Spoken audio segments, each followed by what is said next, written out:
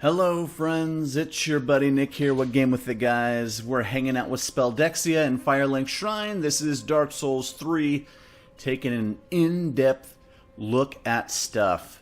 And as we wade through the puddles here, we have a new tome to give to Irina. Champion of Ash. Well, do you wish to hear a tale? So, we're going to give her the Deep Braille Divine Tome. And we've already given her one dark tome, so this will be the second and final dark tome we give her. What's this? Champion of Ash, this divine tome is forbidden. These are dark tales of things that lurk deep within men. These stories would not please you. Of course, if you insist, I will read them for you. Only... they frighten me so. The little creatures that nibble at me in the darkness. Well, I went through and I let her say the entire dialogue. We've heard that all before, but, you know, it's good to hear it again. So, the new stuff that we have here is Deep Protection. This was a miracle taught to inaugurated Deacons of the Cathedral of the Deep. This slightly boosts attack by 5%, damage absorption by 5%, and resistances by 10%, while also increasing stamina recovery speed by 3 points per second. And all of those additions last for 60 seconds. And we see here down at the bottom, the Deep was originally a peaceful and sacred place, but became the final rest for many abhorrent things. This tale of the Deep offers protection for those who worship amidst those horrors. So, the Deep, once upon a time, a real nice place. Then it went to hell. Or the Abyss, if you will. This is Na. This is the one we see the evangelist cast upon us. If you look at the image there, I don't really know what to describe it as. I mean, it almost reminds me of a lamprey, but, you know, who knows? Who knows exactly what they were going for there. So this is a dark miracle taught in the Cathedral of the Deep. Summons insect swarm to feast on foes. These insects lurk in the deep, have tiny jaws lined with fangs to tear open the skin and burrow into the flesh in the blink of an eye. And this causes intense bleeding. So, as we hear Irina talk about, like, the little things that are nibbling and gnawing in it, it kind of sounds like the exact same things that we're reading about here on the Gnaw spell. So that kind of makes sense. And I just want to go ahead and buy up all of these dark miracles, because we're going to progress the dark version of her storyline.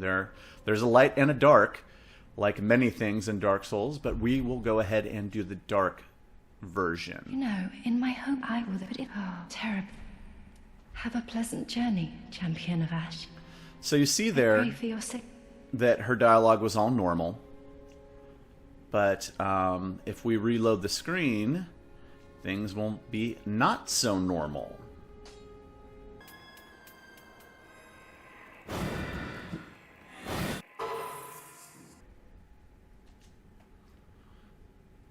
And now Irina is looking rather inflicted. Oh, sweet champion. Where have you been? Please, your touch. The little creatures, how they nip and bite. They nip and bite. I think she'll just say regular stuff here. Yeah. Terribly. But at this point, you can still learn the light miracles if you want those. Spelldexia has no interest in those, so we will leave. Oh, sweet champion. Leaving so soon. Please, come back in good time. I am frightened of the dark that gnaws away at me. So she talks about the dark and the gnawing and the biting and the this and then that, and these are all just kind of the same things that we've been hearing about the fire keepers and all of that stuff. So it's It's really just building upon itself there. So if we reload one more time...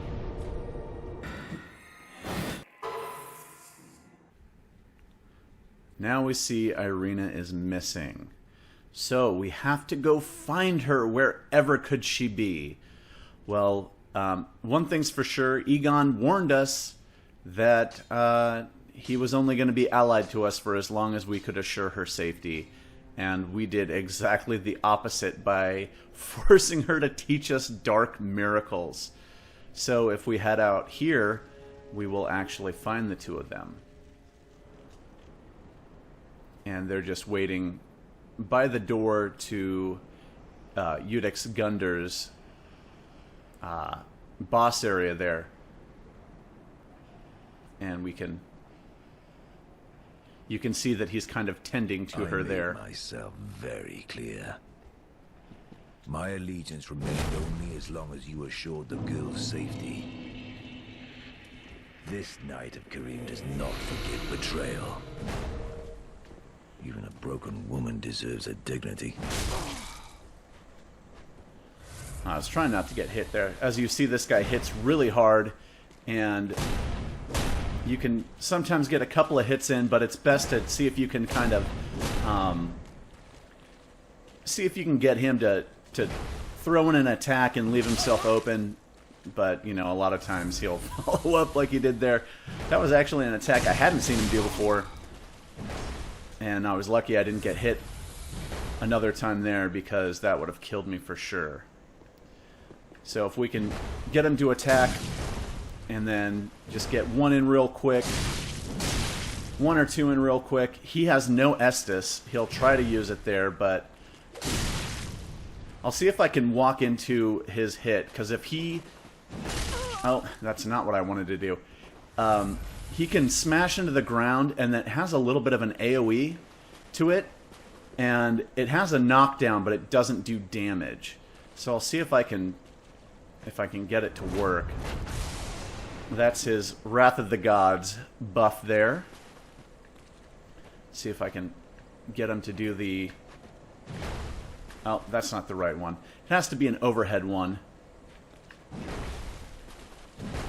No. It's it's really hard to do unless you get like right up on top of them. Oh, that's the one I wanted too. And you see there, it did no damage, but I got a little knockback there. If I just come in, I can just take care of him there. Irina. This wench. So you failed her. You failed Irina. And we get his shield and his hammer. Morn's great hammer, no less. The great hammer bestowed upon Karim knights with demonstrate outstanding strength and unwavering faith. That's oddly written there. Bestowed upon Karim knights with demonstrate. That doesn't make any sense. So, as you see here, you have to have 50 strength and 30 faith. That would be outstanding strength and unwavering faith, if you ask me. Decorated by a warding charm of Karim Temple, and imbued with the twisted rage of Apostle Morn. Why is Morn so angry? Or maybe that is just the name of the imagery there, and you see that these little gargoyles there have their tongue out or something. They look like angry little gargoyles there. So maybe that is Morn's rage. So, the skill, Morn's Rage, stick weapon into earth and emit a powerful shockwave. Also, similar to Perseverance, temporarily boosts poise and reduces damage received. And I'll just go ahead and put these guys back on there. But we can take a look at the Moaning Shield, which is very eerie looking. A deformed great shield given to Egon of Karim upon being conferred knighthood. The giant woman's face that protects Egon is that of his sister, some years his senior. skill is moan, offer a gentle prayer to the shield, causing the woman's face to give out a low moan and attract enemies. So let's demonstrate that here. Oh. I might have another character that I can try that out on, but you'll see here, this is supposed to be his sister's face, and, you know, an older sister, and it appears to be this is a worn shield used in battle. And why does he carry a shield with his sister's face on it? Was she actually a cleric of some type that was, you know, high ranking, or is it, you know, another curse? We've seen so many curses. Is this just another curse? So why is his sister's face on his shield? I really have no clue why they would do that. I'm sure that there's a reason. They have just yet to tell us about it, and it is very, very heavy. And you can actually give this to the crows if you would like an extra blessed gem. You can trade that into them, and they'll give you a blessed gem for that. And now that we've taken care of Egon, we can speak with Irina, who's hanging out in a heap over here. Who is there? Is someone there? Anyone? And we should just talk to her one more time. Oh, sweet champion. Where have you been? Please, your touch. The little creatures, how they nip and bite. So we hear her talk about the biting creatures again. She's definitely been taken over by the darkness for sure. So now let's head up back to Firelink, and she'll actually be back in the shrine. No need to reload, she'll just be there. But at this point we can also get Morn's armor, so I want to go ahead and talk to the handmaid. Ah, how may I?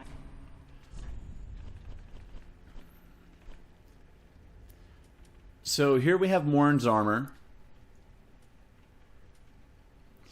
And you'll see this is an unusual helm bestowed upon Knights of Kareem.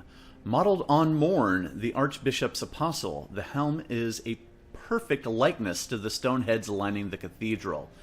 And I showed you those stone heads. I feel like that is what they're referencing to here, but it's not exactly a perfect likeness. So maybe there's a stone head that I'm missing. If you found one that's a better match, let me know. A Kareem Knight will dedicate an entire career to attending a single maiden, just as Morn once served one goddess alone. And that goddess that he served was Keitha, and Egon obviously serves Irina. And the real piece that we need here is going to be the gauntlet set, and I will show you why here in just a moment. Be sure to bring more supper. I didn't need to hear her say all of that.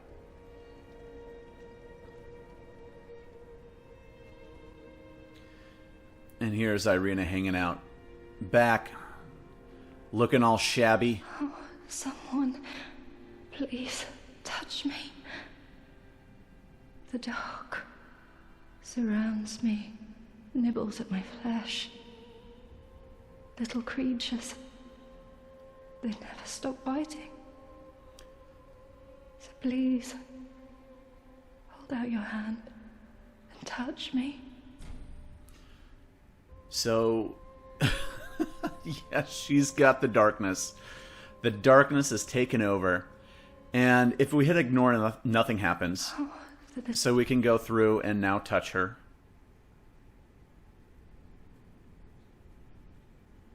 Oh, is there no one here to touch me? Keep those things from eating away at me.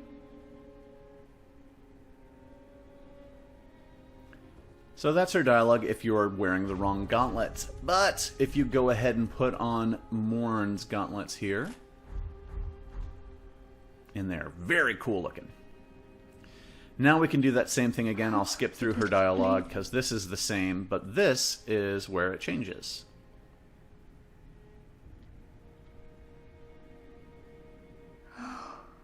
You again. Touch me one last time. And kill me, as you promised you would.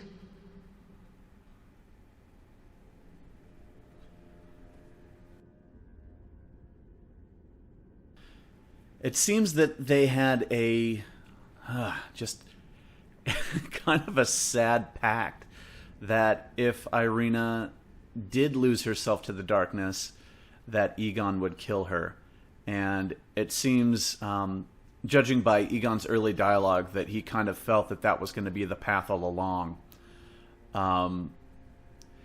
We don't have to kill her now, but she will... Well, she'll just keep doing this until we do something. So, might as well.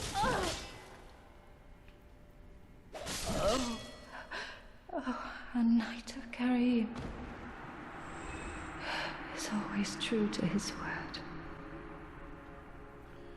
And that ends Irina's path. We get her ashes here, and we also get the tower key. So if you have absolutely no interest in miracles, you can just kill Irina to get the tower key. And if we go in here, you'll see that I now have 2 copies of it. But here we also have her ashes, Umbral Ash of Irina of Carim. With this, the Shrine Handmaid will prepare new items. Irina was a frail woman. This frailty led to her becoming a saint of Carim and to her grand treachery. And so, it's difficult to say if the grand treachery listed there is actually her falling into the darkness or succumbing to the darkness. But I imagine that that's what they mean there. Her frailty making her a saint. I don't know if that is in reference to her blindness and people of faith having a very common theme of being blind. So that's what that could potentially mean. If you have a different idea, just let me know down below. And I'll give these ashes to the handmaid. And she'll just make me feel all guilty about it. Well, what warm umbral ash have we here? It's as if thy fate were with death entwined. But take no note of me, thy business is thine own. As by now thou surely knowest, there is little I love more than a gratuity of souls. God,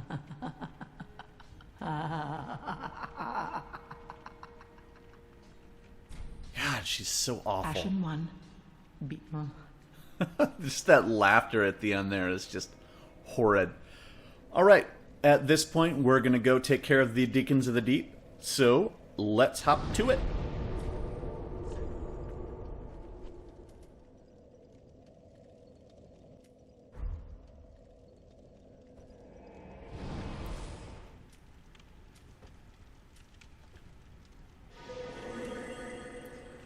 Well, now we are near the location of the boss for this area, and I'm going to go ahead and take a better look at this area now.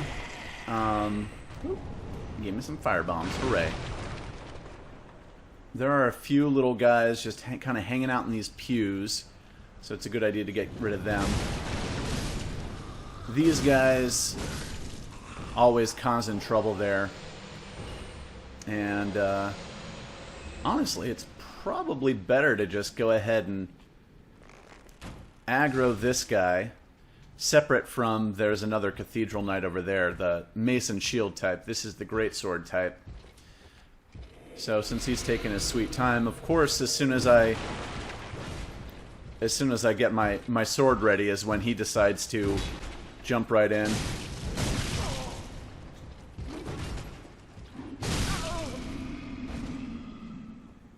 And we'll just take him out like that. He didn't leave me anything. That's no good. And I'm just using up spells like it was going out of style. So this guy's hanging out here, and it's It's best to just kind of whack away at him while he's standing up. Just get rid of him like that. Oh, and he gave us a mace. Let's go ahead and take a quick peek at that. Here it is here. So this is the large mace wielded by the Knights of the Cathedral of the Deep. Extremely heavy strike attacks of this weapon are devastating and will break weaker shields with a single blow. Requires inhuman strength. Very, very strong. Very, very heavy, but not really a lot of lore to it.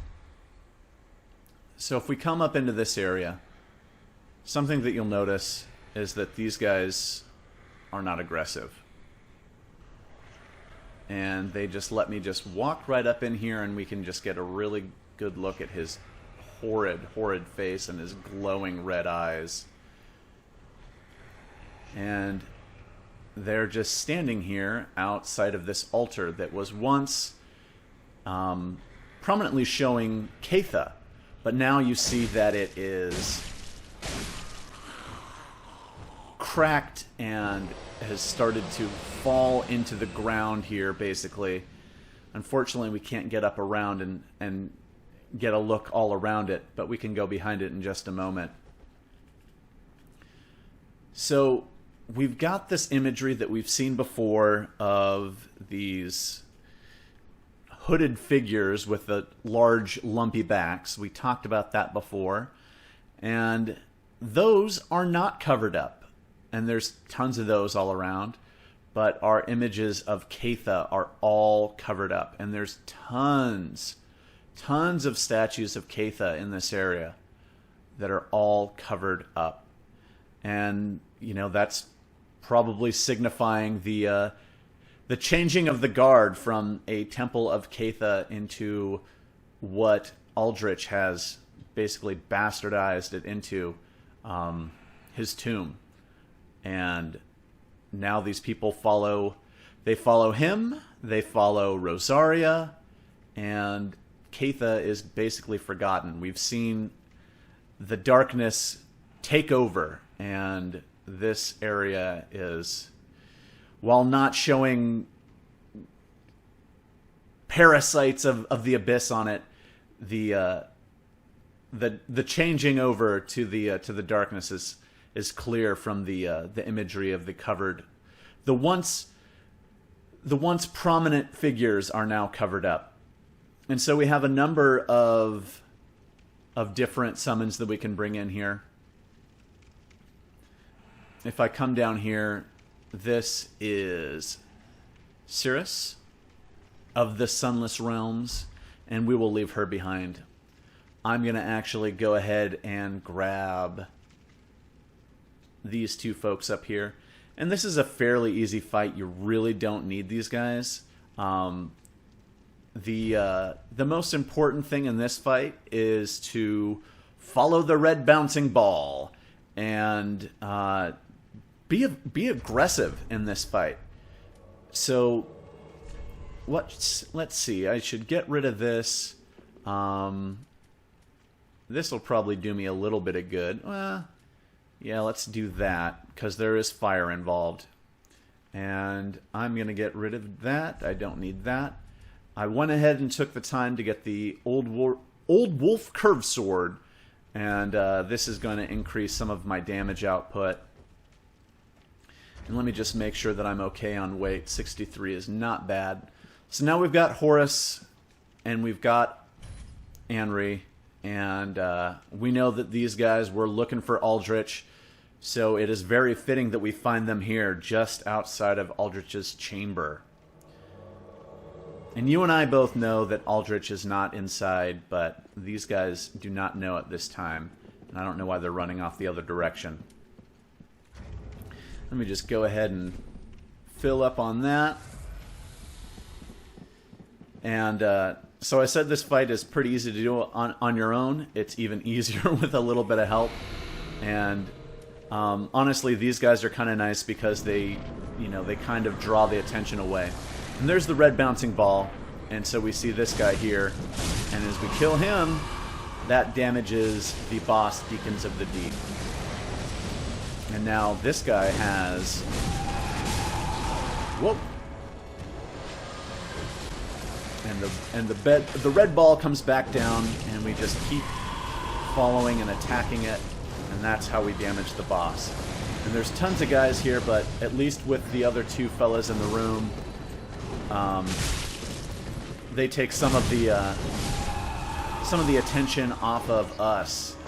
And you saw that I can just knock these guys out of the way. They're fairly easy to get through.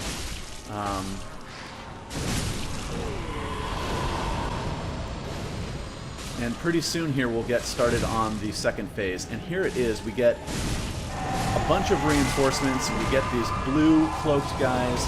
But most importantly, we get a fella that looks like the Pope here. And he's got a great big staff. And these guys get more aggressive. Oh, and we got to be careful there. I almost croaked.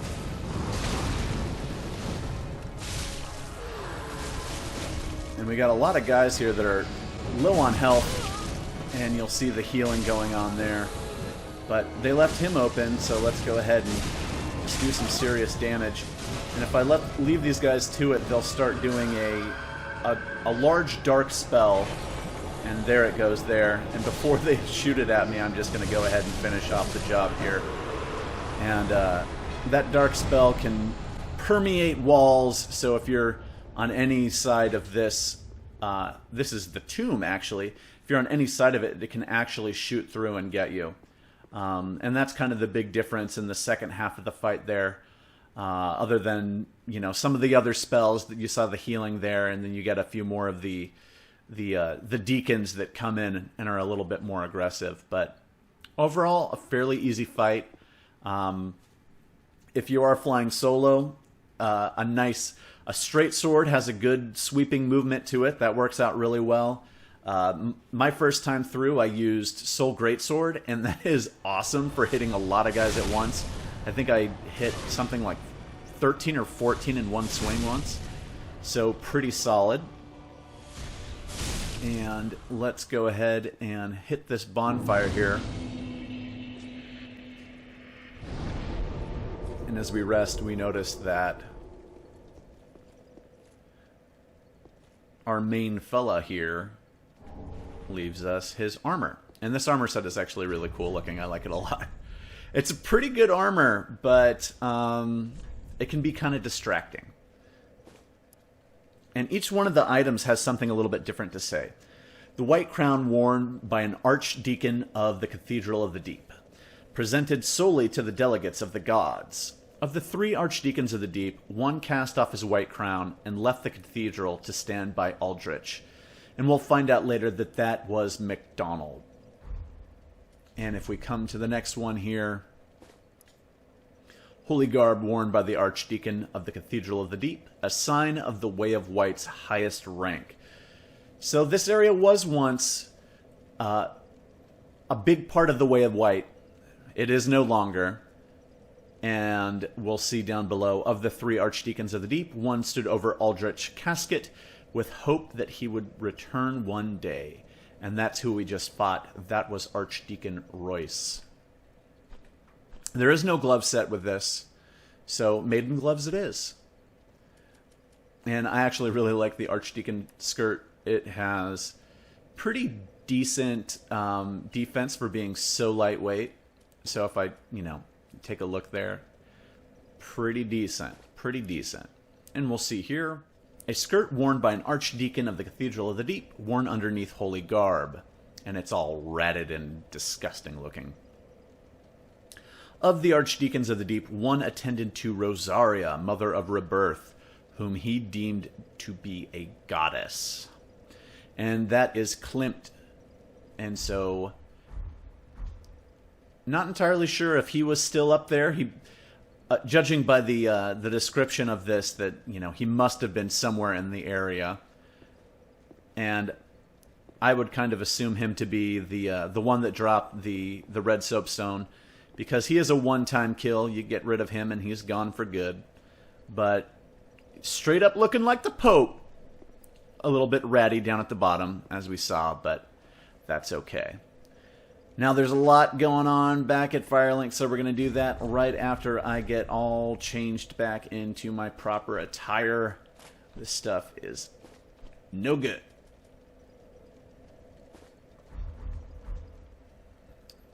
All right, here we go.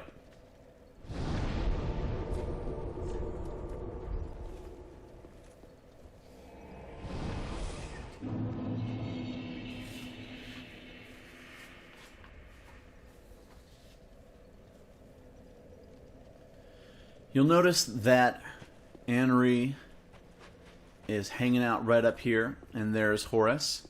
We'll talk to them in just a minute. They actually have dialogue that has to do with the future, and I kind of want to look at what we just took care of. So we're going to talk to Ludleth here. But first, I do want to take a look at the soul here. And as you'll see that it, appears to be kind of like multiple little souls forming into one. So this is the cumulative soul of the Deacons of the Deep. Soul of the Deacons of the Deep, one of the twisted souls, yada yada yada, we know that part. After Aldrich left for the Boreal Valley, Archdeacon Royce remained in the cathedral with the high priests to keep eternal watch over their master's coffin. So we know that he was there for an eternal watch, but it doesn't really say how long ago he left. Assuming that he awoke with the bell of awakening tolling, it wasn't that long ago. So to keep an eternal watch seems kind of odd, since it was probably in game time a matter of days or weeks ago. But now we can look at what Ludleth will offer us for this soul. First we have Deep Soul. Sorcery of Archdeacon Royce and his his deacons, said to have been imparted to them by MacDonald of the Boreal Valley. So this is Royce's spell, but taught to him by MacDonald.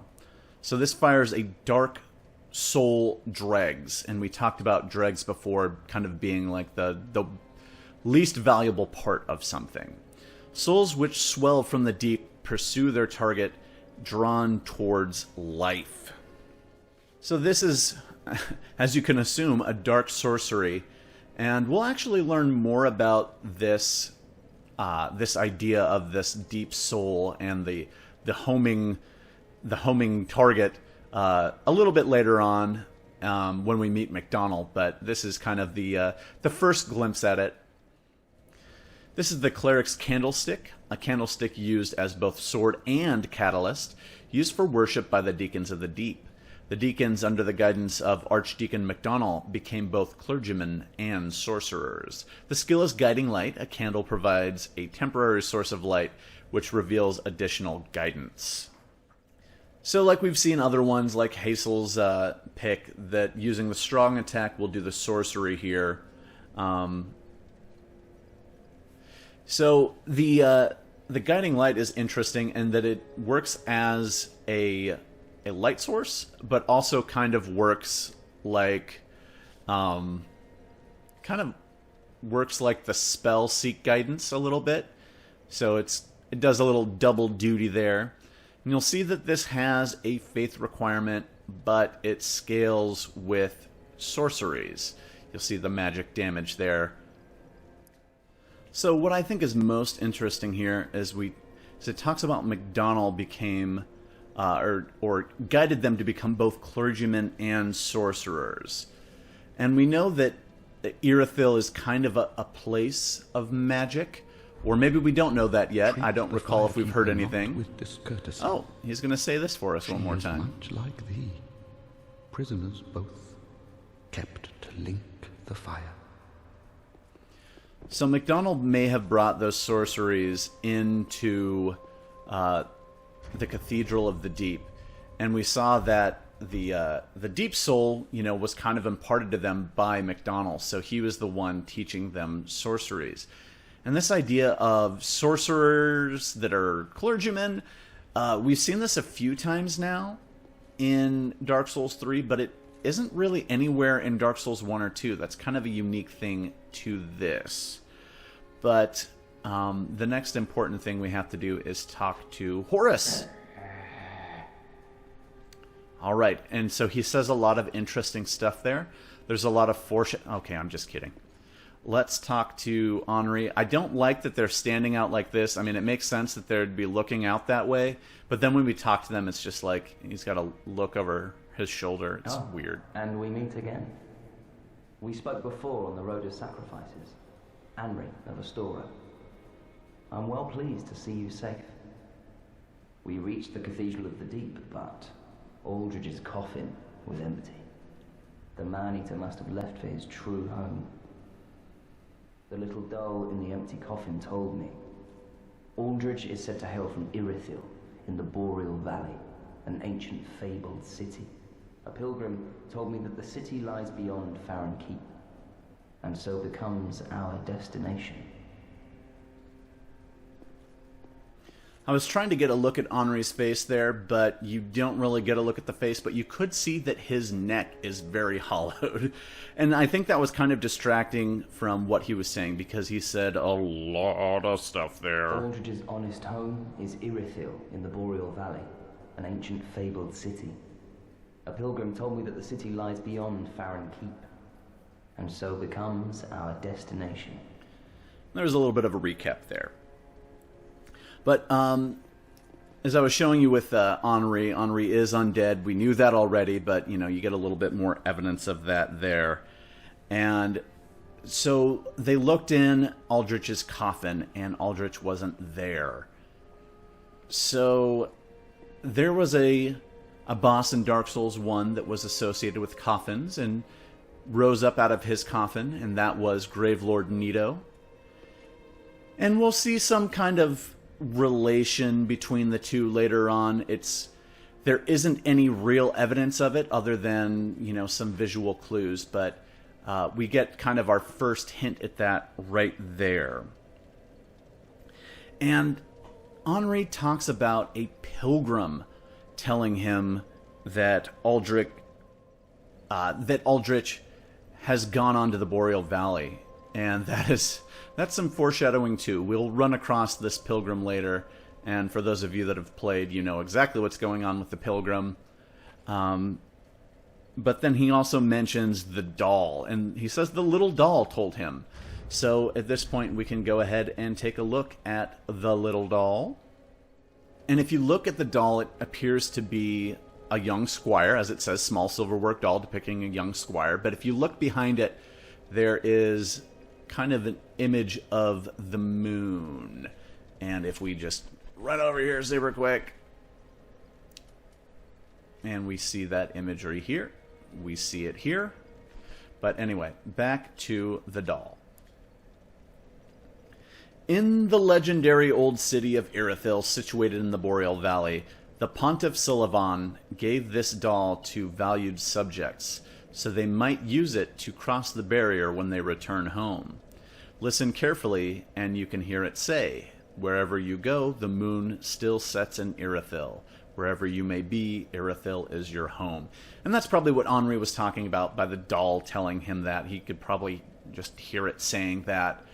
But we see this talk of the moon, and that makes us think of Gwendolyn. That makes us think of his presence in Anor Londo, his association with the moon and with magic. And so we kind of get all of these things wrapped up together there. And we hear once again Pontiff Sullivan and his connection to Irithyll, and he gives this doll to his valued subjects. Did Aldrich accidentally leave this behind? Why are we finding this? Was there maybe one of the other deacons was given this doll and was given the ability to follow along? Probably Royce, because Royce was still kind of associated with Aldrich as far as the coffin anyway. Klimt had moved on and was hanging out with Rosaria. So this was possibly Royce's small doll that was allowing him to go to Irithyll if he chose to. No way to really know, but there is... if you try to go into Irithyll without the doll, they won't let you in. So this is actually... a key item that you need to get into Irithyll. But with this, just that last sentence, wherever you go, Irithyll is your home. So the value subjects that it gives this to, is this necessarily someone who is from Irithyll, or is that kind of an invitation into Irithyll? And for us, it'll be an invitation in, but since it is given to as valued subjects, maybe it is assuming that they are already from Irithyll. But next time we will move on to Farron Keep. We've got a lot to do there. I think that I'm probably good as far as upgrades. I don't think that I found anything new. I can get a level here. But that's going to do it for this time. As far as my episodes have been going, this is a little quicker. But I can say at this point, thank you for watching. If you've enjoyed this episode or enjoying the playthrough itself, please hit that like button. Share this with your friends. If you're not subscribing already, go ahead and do that. Comment below. I mean, I talk a lot of lore stuff, and there's no way that you agree with everything I say. Or if you just kind of like some of the ideas, you know, I always like to hear it. It toots my horn. So thanks again for watching. We will see you next time in Farron Keep.